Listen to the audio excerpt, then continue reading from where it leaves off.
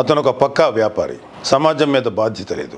పేదల బాధలు తెలియవు. అతనిలో నరనరాన పెత్తందారి పోకడలు నిండిపోయి ఉన్నాయి. అసలు అతని చరిత్రే నేరమయం. శివశివాని స్కూల్ విన్యాసంతో పాటు సింహాద్రిపురం పోలీస్ స్టేషన్లో ప్రకాష్ బాబు అనే ఎస్ఐ మీద దాడి చేసిన దౌర్జన్యకాండ కూడా మన వాడి చరిత్రలో రాసి ఉంది. కర్మ ఏంటంటే ముఖ్యమంత్రి హోదాలో సింహాద్రిపురం పోలీస్ స్టేషన్ కొత్త బిల్డింగ్ను జగన్ ప్రారంభించడం. అసలు జగన్ మీద ఉన్నన్ని కేసులు, ఛార్జ్ షీట్లు ఏ ముఖ్యమంత్రి మీద ఉండి ఉండవు.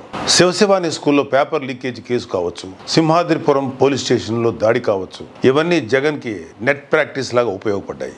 తండ్రి అధికారంలోకి రాగానే జగన్ స్వైర విహారం మొదలైంది. దోచేయడం, దాచేయడమే ఎజెండాగా 2004 నుంచి 2009 వరకు రెచ్చిపోయాడు. ఉమ్మడి ఆంధ్రప్రదేశ్లో రాజశేఖర రెడ్డి క్యాబినెట్ మంత్రిగా ఉన్న శ్రీ శంకర్రావు గారు, మాజీ మంత్రి శ్రీ ఎర్రంనాయుడు గారు హైకోర్టులో వేసిన పిటిషన్లతో ఈ 840 జగన్ దోపిడీ బట్టబయలైంది. ఈ రోజుకి జగన్ మీద సిబిఐ వేసిన ఛార్జ్ షీట్లు 11, ఈడీ కేసులు 9.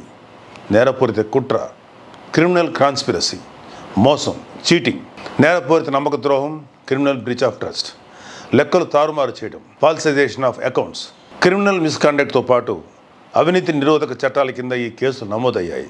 పారిశ్రామికవేత్తలను, పెట్టుబడిదారులను బెదిరించి క్విడ్ ప్రోకోలకు పాల్పడి సూట్ కేస్ కంపెనీలతో 1,00,000 కోట్లు మూటగట్టుకున్న ఈ వ్యక్తి ఎవరు అంటే చిన్న పిల్లాడు అడిగినా చెప్తాడు, జగన్ మోహన్ రెడ్డి అని.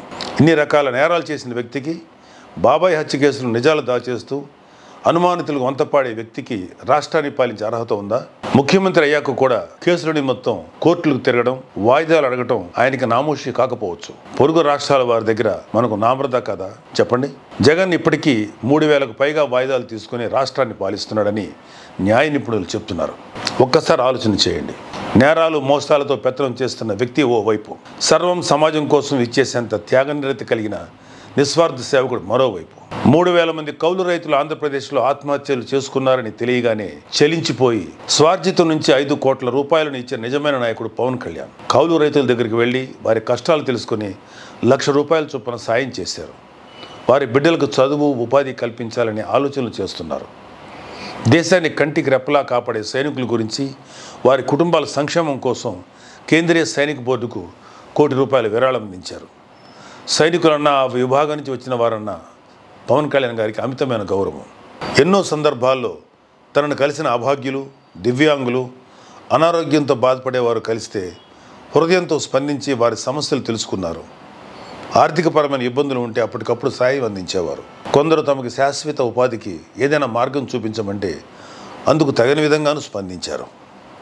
పవన్ కళ్యాణ్ గారి సేవా తత్పరత స్వచ్ఛంద సంస్థలను సైతం కదిలించింది.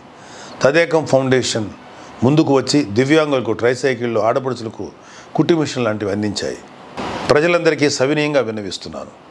స్వార్థం, నేరం, మోసం, అరాచకం, దౌర్జన్యం ఇలాంటి మాటలకు మనిషి రూపం ఇస్తే అది జగన్మోహన్ రెడ్డి. నిస్వార్థం, సచ్ఛీలత, మానవత్వం, సేవాగుణం, సామాజిక దృక్పథం లాంటి మాటలకు రూపమిస్తే అది పవన్ కళ్యాణ్. జగన్ గురించి మీకు జస్ట్ ఒక ట్రైలర్ చూపిస్తేనే ఇన్ని ఘోరాలు బయటపడుతుంటే వాళ్ళ దౌర్జన్య యాత్రకు అడ్డుకట్ట వేయడం మీ చేతుల్లో ఉంది. ఇలాంటి వ్యక్తిని మళ్ళీ ముఖ్యమంత్రి పీఠం వైపు రాకూడదని, ఆంధ్రప్రదేశ్ రాష్ట్రాన్ని కాపాడుకోవాలనే పవన్ కళ్యాణ్ గారు వైసీపీ వ్యతిరేక ఓటు చీలనివ్వను అని 2 ఏళ్ల కిందటే ప్రతిజ్ఞ చేశారు. ఎన్డీఏ కూటమి ద్వారా జనసేన, తెలుగుదేశం, బీజేపీ ఒక జట్టుగా ఏర్పడ్డాయి. పొత్తుని గెలిపిద్దాం, రాష్ట్రాన్ని కాపాడుకుందాం. జై జనసేన, జై బీజేపీ, జై తెలుగుదేశం, జై హింద్.